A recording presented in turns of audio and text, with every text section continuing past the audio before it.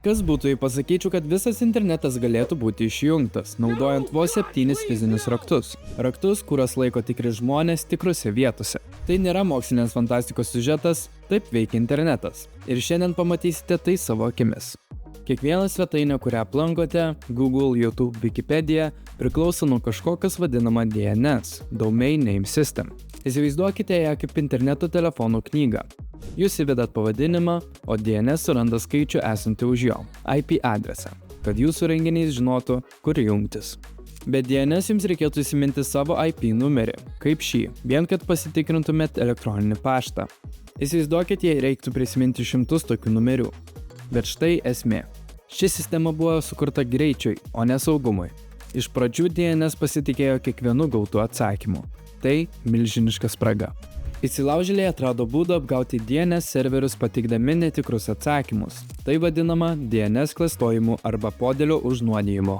Vienas suklastotas atsakymas ir tu gali būti nukreiptas į netikrą banko svetainę, kuri atrodo lygiai taip pat kaip tikroji.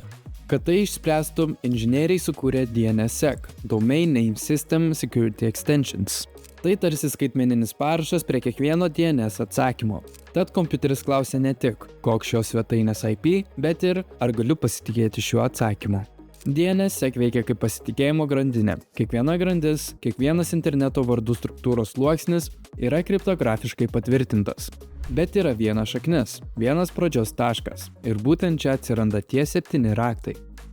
Dabar pakalbėkime apie tuos 7 raktus. Tikrus fizinius raktus, kurie yra vienos slapčiausių ir saugiausių interneto operacijų dalis.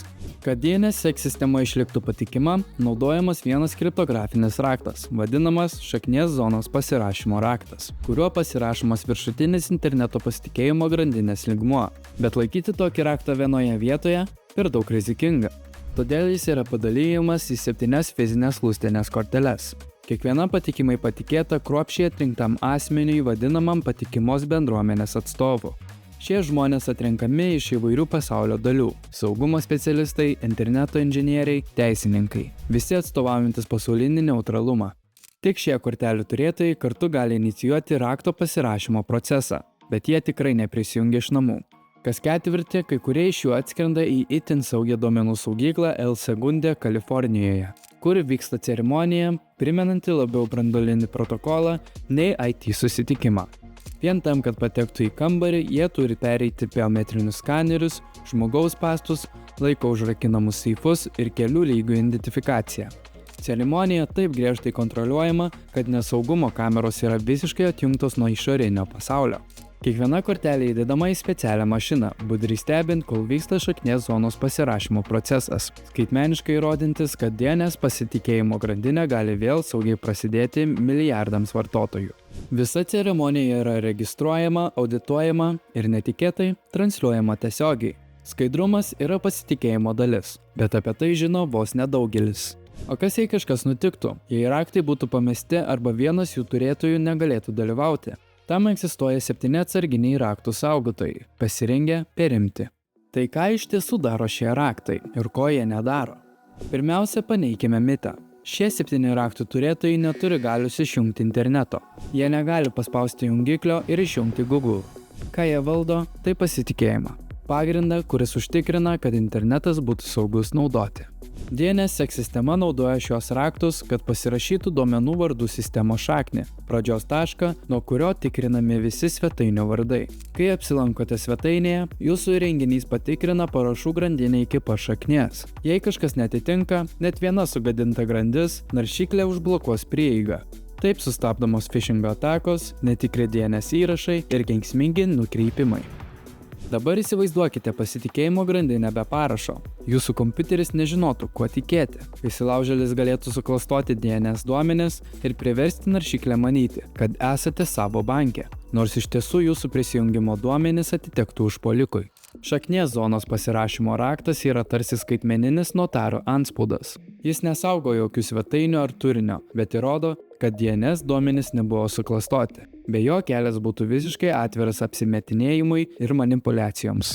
O kas jei su pačiais raktais kas nors atsitiktų? Jei vienas būtų pamestas ar pavogtas? Čia įsijungia sistemos atsparumas. Yra atsarginiai raktų turėtojai, jų taip pat 7.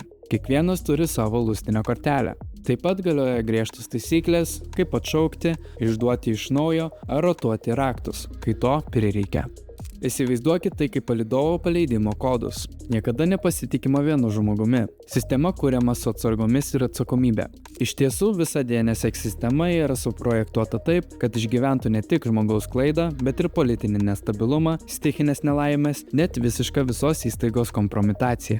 Taigi ne, šie raktų turėtojai nekontroliuoja interneto, bet jie užtikrina, kad jis liktų patikrinamas, saugus ir patikimas milijardams žmonių, kurie kasdien juo naudojasi. Ir tai nėra tik 7 lustinės kortelės ar keli slapti susitikimai. Tai kažkas daug trapesnio ir kartu daug galingesnio – pasitikėjimas. Kiekvieną kartą, kai atidarot kompiuterį, išsiunčiat žinutę, pervedžiat pinigus ar įsijungiat filmą, jūs pasikliaunat sistema, apie kurią dauguma net nežino. Sistema, kuri tyliai tikrina, saugo ir gina milijardus internetinių veiksmų kiekvieną sekundę. Ir pačiame tos sistemos viršuje yra viena kriptografinė tiesa. Internetas yra tiek pat patikimas, kiek patikima šaknis. Šaknies zonos pasirašymo raktas saugomas ir aktyvuojamas kelių žmonių, apie kuriuos niekada negirdėjot, per ceremoniją, kurios niekada nematėt.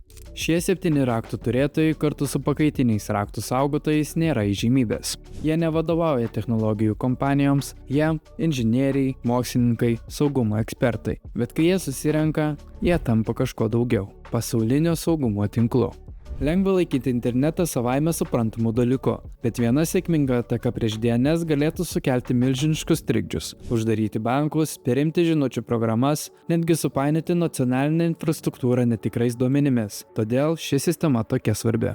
Tai ne apie tai, kas valdo internetą, o apie tai, kaip išsaugoti pasitikėjimą tuo, kas jungia beveik viską mūsų gyvenime. Tad kitą kartą, kai tikrinsite elektroninį paštą, paspausite nuorodą ar įkelsite tokį vaizdo įrašą kaip šis, prisiminkit, viskas veikia ne tik dėl kodo ar šviesolaidžių, bet ir todėl, kad keli žmonės vis dar skiria laiko išsaugoti interneto pagrindą saugų. Su 7 raktais, 7 rankose. Ar patiko ši kelionė į interneto užkulisius? Tuomet spauskite patinka, prenumeruokite kanalą ir pasidalinkite šio video su tuo, kuris mano, kad internetas veikia magijos dėka. Taip padėsite mūsų kanalui augti ir kurti daugiau originalaus bei prasmingo turinio. Ačiū ir iki.